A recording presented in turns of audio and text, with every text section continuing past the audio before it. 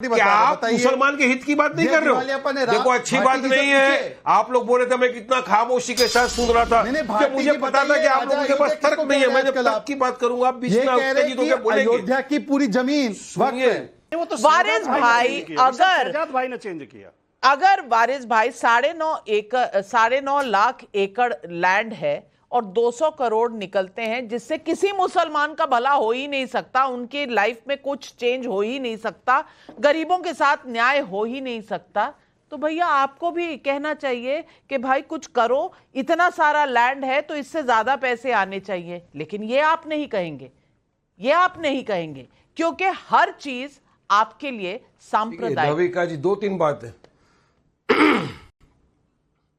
नहीं, नविका जी 2-3 बातें मैं बोलना चाहूंगा। 9.5 लाख एकड़ है, हम तो दुआ करते हैं अल्लाह ताला के उसके और बरकत हो, उसमें और बड़े वो। ये तो हमारे बुजुर्गों ने सवाब की नीयत से वक्फ किया है जमीनें, जिसके ऊपर काफी सारी मस्जिदें बनी है, मदरसे बने, कब्रिस्तान बने। ये हमारे यतीमों का, हमारे विधवाओं का ये अधिकार है। मगर यही तो आ रहा है ना इनकी नजर में, इसलिए मैं बोल रहा हूं इनकी नीयत में खोट है। क्योंकि इनकी नीयत है कि किसी भी तरह इनकी वक्फ की जो जमीन है इसको कम कर दिया जाए, इसलिए अमेंडमेंट की बात कर रहे हैं। अब शहजाद पूनावाला ने बोल दिया, अरे किसी की भी चीज को बना देते हैं वक्फ। भाई साहब पहले जरा पढ़ के आओ शहजाद पूनावाला साहब, कानून पढ़ो, वक्फ का एक्ट पढ़ो, फिर समझ में आएगा। कोई इंसान जब किसी चीज को वक्फ करता है ना, खुद की चीज होना चाहिए पहले, उसके बाद डॉक्यूमेंटेशन होता है, सब कुछ होता है, गवर्नमेंट में बाकायदा नोटिफिकेशन निकलता है, एक गैजेट आता है और उसके बाद डिक्लेयर होता है कि हाँ ये प्रॉपर्टी वक्त की है। और काफी 8 लाख से ज्यादा हेडक्वार्टर को कैसे कर दिया के पास रजिस्टर्ड ताजमहल को कैसे वक्त कर दिया? तो आप क्यों ध्यान दे रहे हो? ताजमहल को कैसे वक्त कर दिया? अरे बाबरी की जो थी वो भी वक्फ की प्रॉपर्टी है, जो आप मथुरा की बात कर रहे हैं वो भी वक्फ की प्रॉपर्टी है। तो पूरा गवर्नमेंट के अंदर रजिस्टर, हम तो यही तो बोल रहे हैं ना कि आप मुसलमान के हित की बात नहीं कर रहे हो।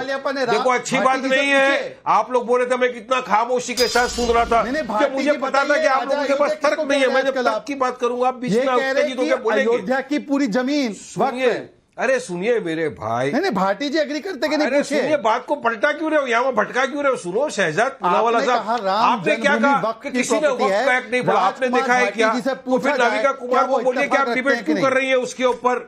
नहीं, पोलराइज करने, मेरे को बोलने दो। नहीं शहजाद, मुझे बोलने दो, फिर मैं आपके ऊपर आऊंगा। देखिए, चाहे वो हो चाहे कोई भी हो, हमारे लिए तो सब बराबर। आपने कहा मुसलमानों के हित के लिए कर रहे हैं। अरे कौन से मुसलमान स्टेक होल्डर्स को आपने कॉन्फिडेंस में लिया था? चलिए बताइए। मुस्लिम पर्सनल लॉ बोर्ड तो आपत्ति उठा रहा है, दूसरे मुसलमान की जितनी भी संस्था है सब उस पर ऑब्जेक्शन ले रहे हैं। हाँ, कुछ है हमारे यहाँ भी कुछ लोग हैं, मैं बताता हूँ किसको कंसल्ट किया। बीजेपी के आरएसएस के एजेंट बन के मुसलमानों का चोला उड़ के जवाब देने का 20 सेकंड का अवसर दीजिए। आपने स्पेसिफिक सवाल पूछा, स्पेसिफिक जवाब लीजिए। कर देंगे क्या? सुन लीजिए, देश का नाविका मैं स्पेसिफिक जवाब देना चाहता हूँ। आपकी अनुमति से स्पेसिफिक जवाब जाना चाहिए जनता के बीच में। नाविका जी आपकी अनुमति हो तो मैं अपना 20 सेकंड में जवाब दे दूं। नाविका मैं आपको सिर्फ इतना बताना चाहती हूँ वारिस भाई, 2009 तक आपके पास 4 लाख एकड़ तक की जमीन थी, जिसमें 3 लाख रजिस्टर्ड वक्फ संपत्तियां थी। और अगर इसको देखें तो अगले 13 सालों में पता कितनी लाख एकड़ हो गई? 8,72,000। कितने साल में? 10 सालों में। और बरकत तो प्रॉपर्टियों में वक्त किया डबल हो जाती है 10 सालों में। क्या होता है? स्पेसिफिक सवाल को एड्रेस करने का मौका दीजिए। आपको भी रुकना पड़ेगा। आपने मुझे बोला, मैं रुक गया। सुन लीजिए, ऐसे नहीं चलता डिबेट। मैं स्टूडियो में बैठा हूँ, सवाल पब्लिक के भी बहुत आ रहे हैं, बहुत से सवाल है। एक एक करके मैं जवाब देना चाहता हूँ। सुनिए, इन्होंने कहा कि किसको कंसल्ट किया। अरे भाई थोड़ा सा तो कोऑपरेट करिए यार डिबेट में कभी। किसको कंसल्ट किया? आपने बताया कि कुछ मुसलमानों को। 20 सेकंड लूंगा ना, क्यों इतना धड़पड़ कर रहे हैं? 13/7/2023 को जनरल पब्लिक को, जिसमें मुसलमान थे, 21/7/2023 को दिल्ली के लोगों को, 24/7/2023 को स्टेट वक्फ बोर्ड के ऑफिशियल्स को लखनऊ में, 20/7/2023 को स्टेट गवर्नमेंट के रिप्रेजेंटेटिव्स और सीईओ वक्फ बोर्ड को, फिर 7/11/2023 में दिल्ली में फिर से इस प्रकार के लोगों को, वक्फ बोर्ड से जुड़े हुए लोगों को, सबको कंसल्ट किया, ज्यादातर मुसलमानों को।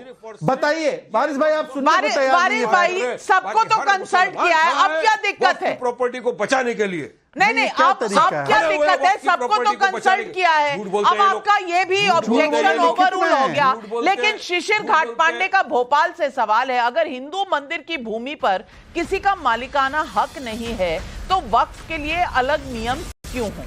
रामकुमार शर्मा का करनाल हरियाणा से सवाल है, एक देश में अलग अलग कानून कैसे हो सकते हैं? अगर मंदिरों को सरकार कंट्रोल करती है तो वक्फ को क्यों नहीं? मिथिलेश सिन्हा का दरभंगा से सवाल है, कल को वक्फ बोर्ड वारिस जी की जमीन पर अपना अधिकार बताने लगे तो वो क्या करेंगे? ऐसे तो वक्फ बोर्ड पूरे देश की संपत्ति को अपना बताने लगेगा।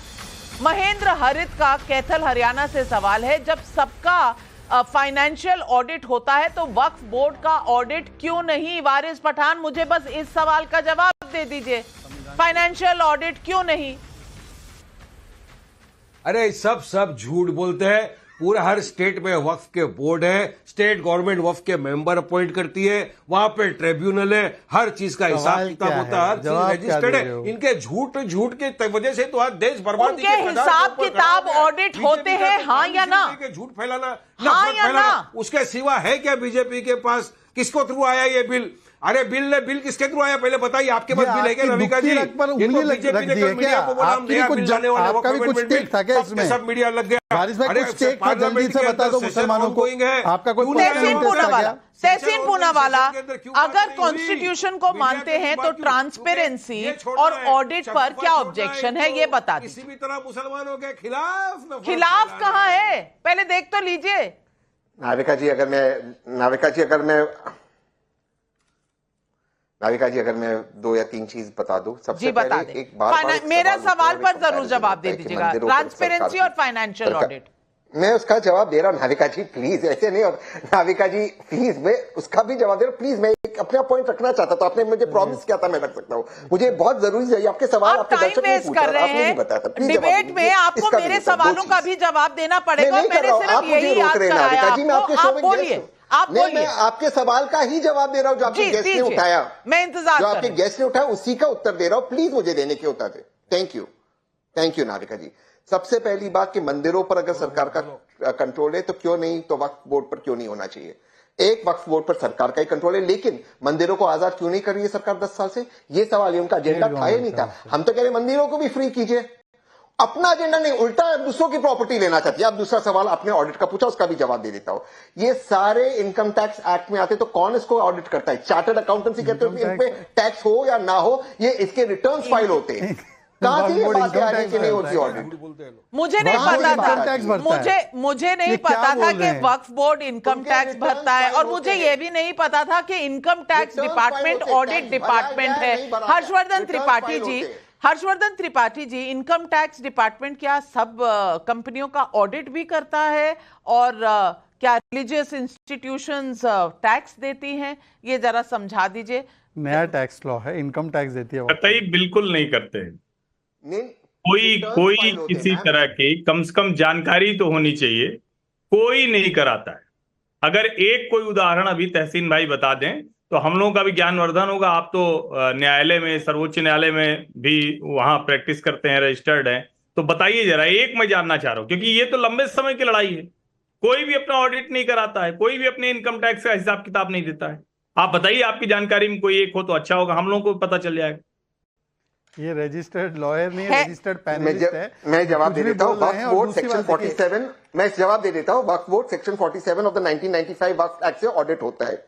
अरे वो नहीं फॉलो करते, उसकी रिपोर्ट तहसीन भाई, मैं यही तो कह रहा हूं कि आप जरा एक आध का बता दीजिए ना। वारिस भाई तो आप एक आध रिपोर्ट लेटेस्ट दे दीजिए कि हर साल मार्च 31, 2024 को फाइनेंशियल ईयर खत्म हुआ है, ऑडिट रिपोर्ट दिलवा दीजिए। हम मांग करना बंद कर देंगे, संशोधन पे हम आपके साथ हो जाएंगे कि नहीं होना चाहिए। तो ऑडिट कराते हैं, बहुत अच्छे लोग हैं। लेकिन विनय जायसवाल का रांची से सवाल है, कल को तो वारिस पठान भाई ये भी बोल देंगे कि चांद सूरज वक्फ की प्रॉपर्टी है, तो ये मान लिया जाएगा क्या?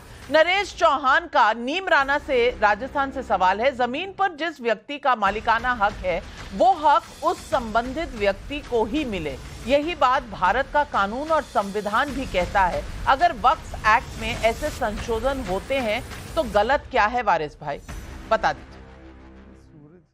सूरज पे कब्जा करने आप सूरज वक्त पर और पे चांद पर संशोधन कब्जा करना करने है। की नीयत जो है ना बीजेपी आरएसएस की, उसमें खोट है। संशोधन करके ये लोग वक्फ की जमीन हथियाना चाहते हैं। मैं आपको एग्जांपल देता हूं, अगर पता चलेगा कि 30 एकड़ की वक्फ की जमीन है, उसमें बोलेंगे 10 एकड़ कब्रिस्तान है, बाकी जो 20 एकड़ बचा है वो हम ले लेते हैं। क्यों देंगे भाई? वक्फ की जमीन है, हमारे बेवाओं का, मजलूमों का, यतीम बच्चों का अधिकार है। 200 करोड़ की इनकम है, चैरिटी के तौर पे कितने दिया है, यतीम सवाब बच्चों कमाने को के लिए आपने तो पाल